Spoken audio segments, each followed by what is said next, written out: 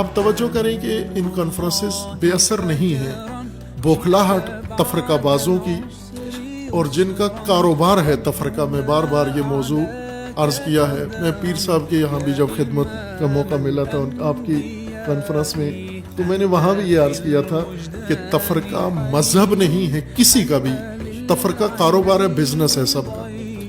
میں ایک بات واضح بات کر رہا ہوں سب کی طرف. جو بھی شیعہ بن کر تفرقے کی بات کرتا ہے تو یہ شیعہ مذہب نہیں پیش کر رہا، یہ کاروبار ہے اس کا. سنی بن کر اگر تفرقے کی بات کرتا ہے تو یہ کاروبار ہے اس کا، یہ اس کا مذہب نہیں ہے. یہ آپ باور کر لیں اس کو مذہبی کبھی بات سمجھے بھی نہیں.